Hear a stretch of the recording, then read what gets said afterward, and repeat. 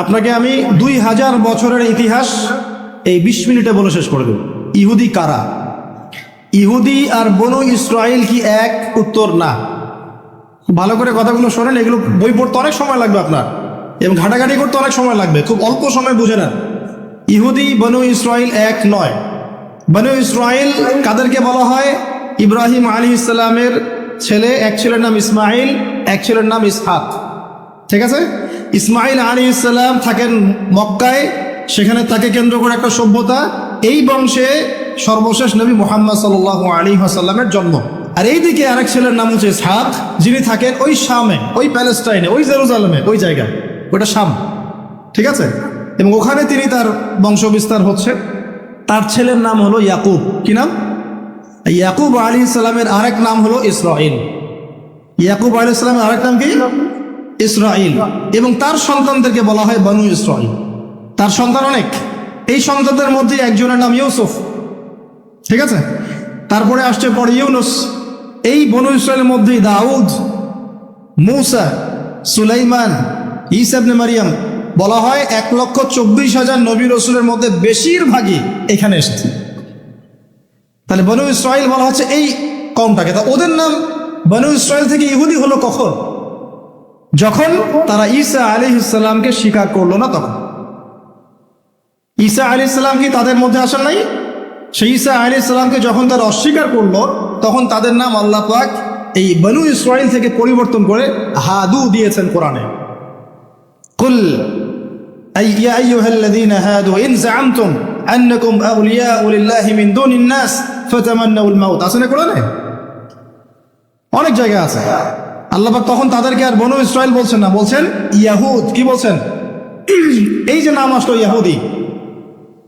তো বনু ইসরাইল এবং ইহুদি এক নয়। বনু ইসরাইলরা ভালো ছিল এবং তারা ওই সময়কার মুসলিম ছিল। যখন তারা আল্লাহ পাকের আনুগত্য করেছিল, আল্লাহ পাক তাদেরকে সমৃদ্ধি দিয়েছিলেন, ঠিক আমাদের মতোই। আর যখন তারা আল্লাহ পাকের আনুগত্য করে নাই, পথভ্রষ্ট হয়ে যায়, আল্লাহ পাক তাদেরকে শাস্তি দিয়েছে। এক পর্যায়ে তারা যখন নবীদেরকে হত্যা করা শুরু করেছিল, অনেক নবীকে হত্যাও করেছে। যেমন জাকারিয়া আলাইহিস সালামকে তারা হত্যা করেছে, ইয়াহইয়া আলাইহিস সালামকে হত্যা করেছে। সূরা ইয়াসিন পড়ে দেখেন, ওখানে একই দিনে 3 জন নবীকে হত্যা করা হয়েছে। পড়ে দেখেন। তো মূল কথা হচ্ছে, নাম চেঞ্জ হলো কখন? যখন তারা সত্য থেকে পথভ্রষ্ট হয়ে গেল, ঈসা আলাইহিস সালামকে তারা অস্বীকার করলো, তখন আর বনু ইসরাইল নয়, ইয়াহুদ। তাদের মধ্যে একজন অন্যতম নবী ছিলেন দাউদ আলাইহিস সালাম। কি নাম? বলেন নাম, মুখস্থ করেন। তাদের নাম কি? আচ্ছা, দাউদ আলাইহিস সালাম ছোট, তখন 14-15 বছর বয়স হবে। আল্লাহ পাক মূসা আলাইহিস সালামকে বলেছিলেন, তুমি তোমার সম্প্রদায়কে নিয়ে এই জেরুজালেমে যুদ্ধ করবে। কাকে বলেছেন? মূসা আলাইহিস সালামকে। তুমি মূসা আলাইহিস সালাম তোমার সম্প্রদায়কে নিয়ে এই জেরুজালেমে গিয়ে যুদ্ধ করো। ওখানে আমালেকা নামে একটা সম্প্রদায় আছে, এরা খুবই শক্তিশালী। তবে তোমরা যদি ইমানদার হও, তোমরা এর উপর বিজয় লাভ করবে। এর আগ পর্যন্ত এরা কিন্তু ওখানে ঢুকতে পারে নাই। কথা বুঝতে পারছেন? আল্লাহ পাক শর্ত দিলেন, যদি যুদ্ধ করে জয় করতে পারো, তাহলে তোমাদের এই জায়গাটা তোমাদের। তো মূসা আলাইহিস সালাম বললেন তার কওমকে, চলো যুদ্ধ করি। তো মূসা আলাইহিস সালামের কওম বলছে, ইযহাব আনতা ওয়া রাব্বুকা ফাকাতিলা ওয়া ইন্না হাহুনা কাঈদুন। এই মূসা, তুমি যাও আর তোমার রব গিয়ে যুদ্ধ করো, আমরা এখানে বসে থাকলাম। কথা কি বুঝতে পারেন নাই? মানে এরা কোন কওম? ওই যে ফেরাউনকে ডুবে মরতে দেখেও বিশ্বাস করে না, বাছুর পূজা শুরু করে। আল্লাহ পাক একটার পর একটা নিদর্শন দেখান, তাও অস্বীকার করে। তাওরাত নিতে গিয়েছেন মূসা আলাইহিস সালাম, এসে দেখেন তারা বাছুর পূজা শুরু করেছে। মান্না সালোয়া আল্লাহ দিচ্ছেন, তাও অস্বীকার করে। মৃত থেকে জীবিত করেন, তাও অস্বীকার করে।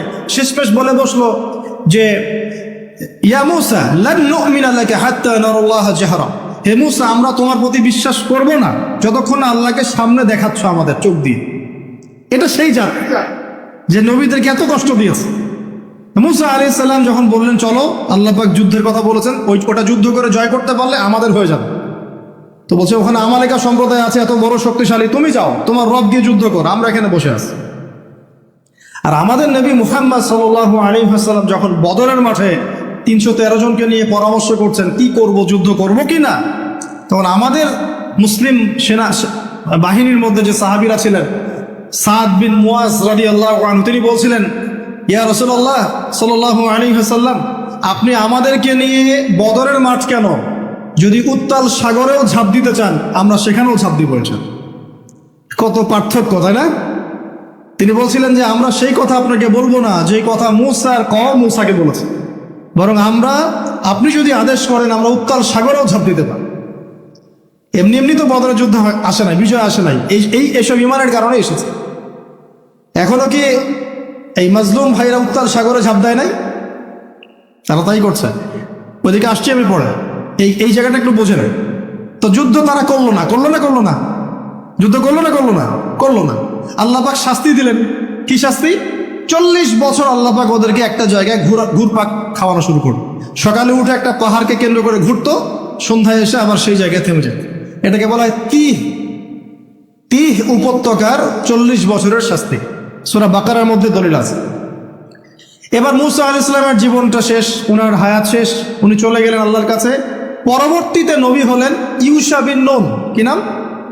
ইউশা বিন নুন। মনে রাখার চেষ্টা করেন, ভুলে যান না আবার। ইউশা বিন নুন একজন নবী। এবার ইউশা বিন নুনের সময় ওই বনু ইসরাঈলী বলছে যে আমরা যুদ্ধ করতে চাই, ওই জায়গা আমরা দখল করতে চাই। কোন জায়গা বলেন তো? আমিন। এখন আসেন, কোন জায়গা ভাই? কোন জায়গা যুদ্ধ করতে চায়? আচ্ছা, জেরুজালেম নিয়ে এত কথা কেন জানেন? কারণ এই জায়গাটা শেষ জামানার সবচেয়ে ইম্পর্টেন্ট জায়গা। শেষ জামানার সবচেয়ে ইম্পর্টেন্ট জায়গা 3টা, মুখস্থ করেন। কয়টা? এক হচ্ছে জেরুজালেম, 2 হচ্ছে মক্কা মদিনা, জানেন, আর 3 নাম্বার হচ্ছে কনস্ট্যান্টিনোপল। কনস্ট্যান্টিনোপল মানে কুস্তান্তনিয়া। কোথায় এটা? তুরস্কে। আরেকটা জায়গা আছে, এটাও অনেক বেশি ইম্পর্টেন্ট, সেটা হলো খোরাসান। সেটা কি? খোরাসান। এই 4টা জায়গার কথা মাথায় রাখবেন। পুরো বিশ্বের এই প্রেক্ষাপট এই 4টা জায়গাকে কেন্দ্র করে ঘুরতে থাকবে, এবং এর সেন্টার হার্ট হচ্ছে জেরুজালেম।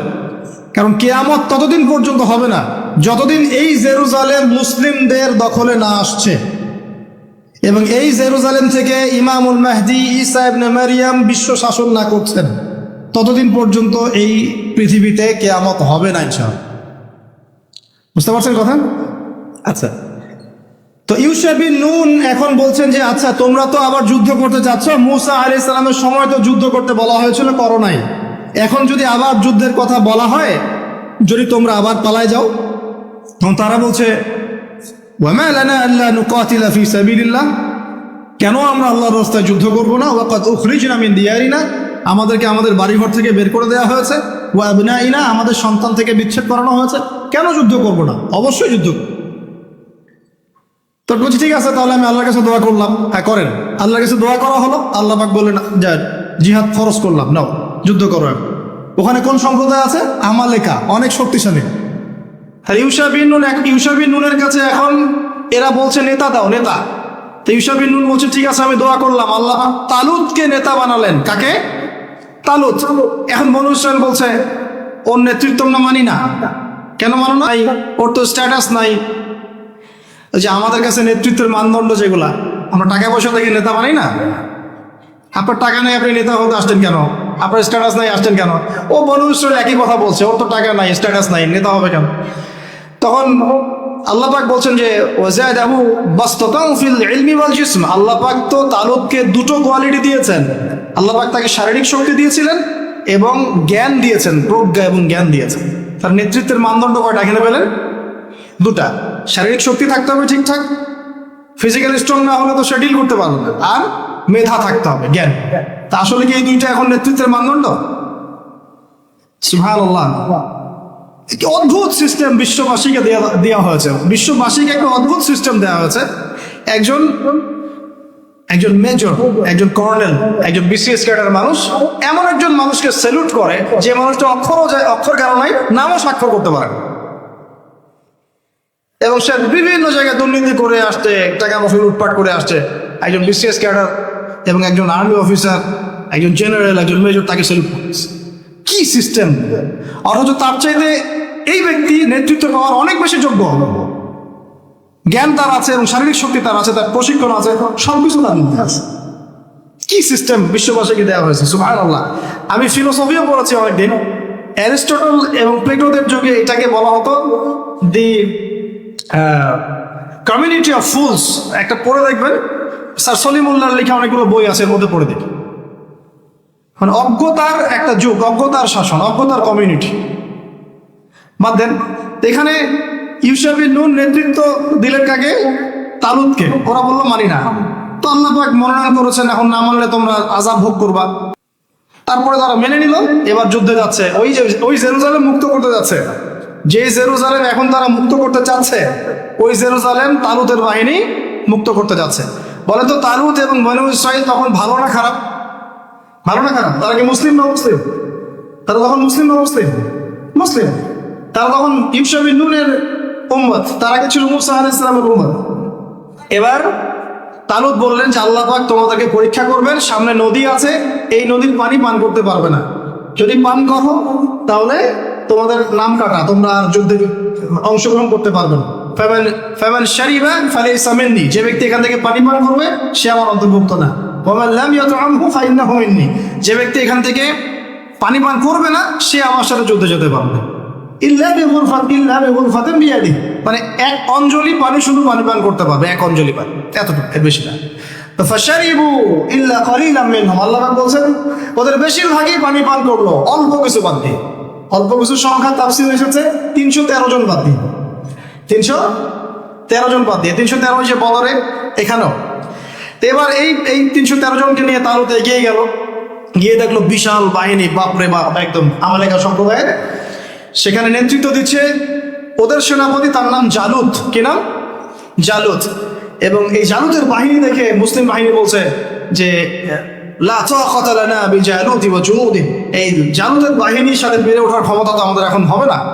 কিন্তু যারা ভেবেছিল যে আল্লাহর সাথে সাক্ষাৎ করতে হবে, যাদের ঈমান দৃঢ় ছিল, তারা বলেছিল কাম মিন ফিআতিন কলিলাতিন গালাবাত ফিআতান কাসীরাতান বিইذنিল্লাহ, তোমরা ভয় পেও না, আল্লাহর হুকুমে বহু ছোট ছোট দল বড় বড় দলের উপর বিজয় লাভ করেছে। এটা তারা বলে একটা দোয়া করলো, এই দোয়াটাও শিখে নেবেন। তারা একটা দোয়া করলো, তারা বললো রব্বানা আফরিদ আলাইনা সাবরান ওয়া সাব্বিত আকদামানা ওয়ানসুরনা আলাল কওমিল কাফিরিন। আর আল্লাহ পাক বলেন ফাহাজামু বিইذনিল্লাহ, আল্লাহ পাকের হুকুমে তারা এই মাত্র 313 জন নিয়েই জালুতের বিশাল বাহিনীকে পরাজিত করল। বুঝতে পারছেন? এবং এই বাহিনীতে দাউদ আলাইহিস সালামও ছিলেন, তখন তিনি ছোট। এই জালুতকে হত্যা করেছে দাউদ আলাইহিস সালাম। দাউদ আলাইহিস সালাম জালুতকে হত্যা করলেন। কিভাবে হত্যা করলেন সেটা আসছে, যে এই গুলতি নিক্ষেপ করেছিল দাউদ আলাইহিস সালাম, আর তার চোখে গিয়ে লাগে জালুতের, এতেই জালুত মারা যায়। তো এখন মূল কথাটা হচ্ছে, দেখুন এই বনু ইসরাইল এই যুদ্ধে জয়লাভ করে এই বাইতুল মুকাদ্দাস বা জেরুজালেম জয় করলো। এই যে তারা প্রথমবার এখানে ঢুকলো, এর আগ পর্যন্ত কিন্তু ঢুকতে পারে না। এবার আল্লাহ পাক তাদেরকে বললেন তোমরা এখানে যদি আমার আদেশগুলো মেনে চলো, এই জায়গা তোমাদেরই, তোমরা এখানে থাকবে। কিন্তু যদি তোমরা আদেশ না মানো, আমার বিরুদ্ধাচরণ করো, তোমাদেরকে এখান থেকে বের করে দিই। আর আল্লাহ পাক এটা বলেও দিলেন লা তুফসিদুন্না ফিল আরদি মাররাতাইন, তোমরা কিন্তু 2 বার সীমা লঙ্ঘন করবা, আমি কিন্তু সতর্ক করছি তোমাদেরকে। কয়বার? 2 বার। এবার দাউদ আলাইহিস সালামের সময় তারা খুব সুন্দর ছিল, একদম রুলিং স্টেট। বলা হয় যে দাউদ আলাইহিস সালামের সময় তারা ওই জেরুজালেম থেকে বিশ্বকে শাসন করেছে। ঠিক আছে? দাউদ আলাইহিস সালামের পরে আসলো তার ছেলে সুলাইমান, নাম কি? সুলাইমান আলাইহিস সালাম। এই সময় আরো সমৃদ্ধি লাভ করলো, এত সমৃদ্ধি যে বাতাসের উপর নিয়ন্ত্রণ। জিনরা ডুবুরির কাজ করে পাথর এনে দেয়, জিনরা ডুবুরির কাজ করে মণিমুক্তা এনে দেয়। জিনদেরকে দিয়ে এই যে বাইতুল মুকাদ্দাস তিনি নির্মাণ করালেন আবার, তাই না? এই যে বাইতুল মুকাদ্দাসের কথা বলছে। তারপরে বাতাসকে যদি বলেন এখান থেকে আমাকে নিয়ে যাও, 1 মাসের পথ 1 বেলায় চলে যাচ্ছে। পিঁপড়া হাঁটছে, সুলাইমান আলাইহিস সালাম পিঁপড়ার ভাষা বোঝেন, পাখির ভাষা বোঝেন। তারা তেলাওয়াত করেন, মাছ এসে তেলাওয়াত শুনে। মানে এমন একটা সভ্যতা, এই সভ্যতা পৃথিবীতে আসেনি কখন। এবং আপনি যতই সায়েন্স অ্যান্ড টেকনোলজির কথা বলেন না কেন, এই লেভেলে আপনি যেতে পারবেন না, কখনো পারবেন না। কারণ সুলাইমান আলাইহিস সালাম একটা দোয়া করেছিলেন, রব্বি হাবলি মুলকান, আল্লাহ আমাকে এমন রাজত্ব দান করুন, লা ইয়ামবাগি লি আহাদ, যেমন রাজত্ব আপনি কাউকে দেন নাই কখন। পৃথিবীর ইতিহাসে সুলাইমান আলাইহিস সালামের মতো রুলিং স্টেট কোনোদিনও ছিল না, আসবেও না। তো সুলাইমান আলাইহিস সালাম এবং তার অনুসারীরা তখন ভালো ছিলেন এবং জেরুজালেম থেকে তারা বিশ্ব শাসন করেছেন। এবার শুরু হলো তারপরে এদের অধঃপতন।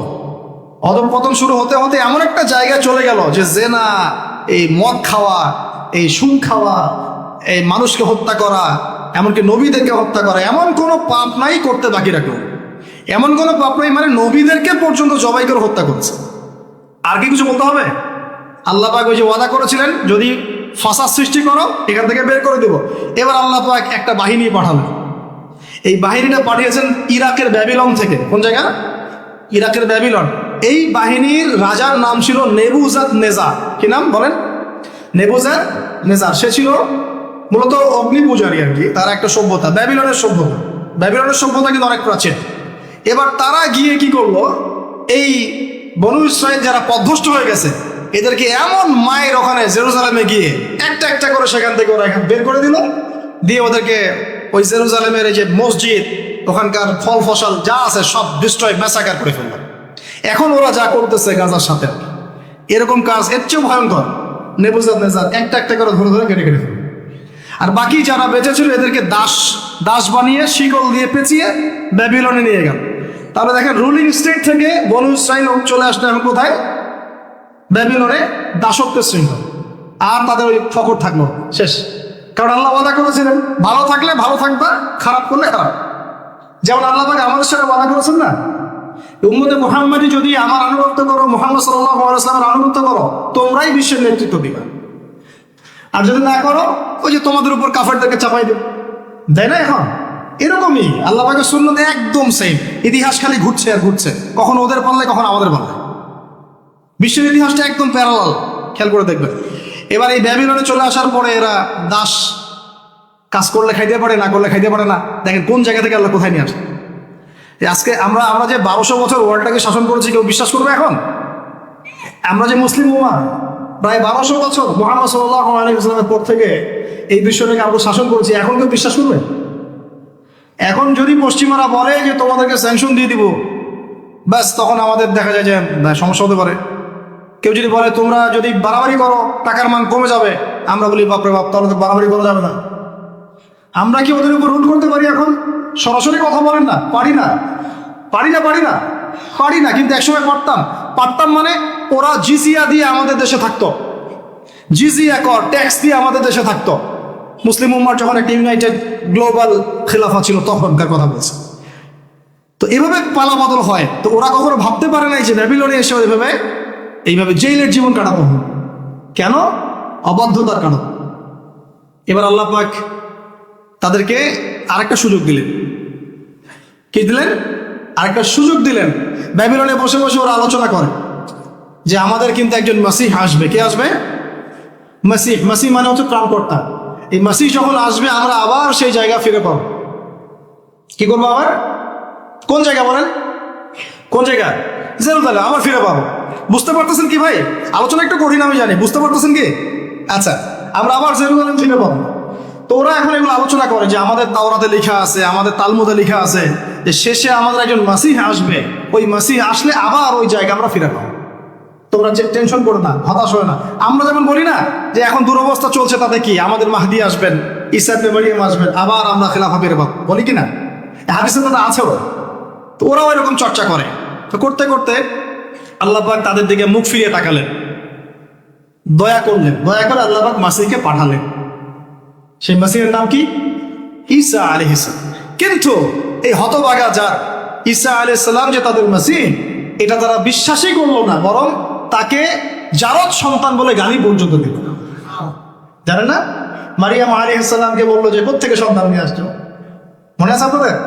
নিজেদের মাসিহকে তারা চিনতে পারলো। ঠিক আমাদের উম্মতে মুহাম্মাদির মধ্যে এমন অনেক মুনাফিক থাকবে যারা ইমাম মাহাদিকে চিনতে পারবে না। দেখিয়ে ওই সময় যখন মাহাদির বাহিনী বের হবে বলবে সন্ত্রাসী বের হয়েছে। ইমামুল মাহাদি মানুষের মুখের ভাষায় কথা বলবেন না, অস্ত্রের ভাষায় কথা বলবেন। জি, হাদিসে স্পষ্ট আছে, লা তুকাতিলুনাল ইয়াহুদ, তোমরা অবশ্যই ইহুদীদের সাথে যুদ্ধ করো। মুখ দিয়ে যুদ্ধ হয়। ওয়ালা তাকতুলুন্নাহুম, অবশ্যই ওদেরকে তোমরা হত্যা করো। এমনকি যদি গাছের পিছনেও বা পাথরের পিছনেও কেউ লুকায়, পাথর গাছ কথা বলবে। হাত্তা ইয়াকুলুশ শাজার,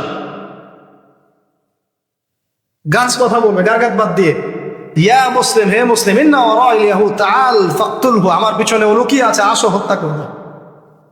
তো বাইরে এখন আল্লাহ পাক গ্রহণ করলেন, মসিহ পাঠালেন, চিনতে পারলো না, বিশ্বাস করলো না, তাকে জারদ সন্তান বলে গালি দিল। শুধু তাই না, ঈসা আলাইহিস সালামকে তারা হত্যার চেষ্টা পর্যন্ত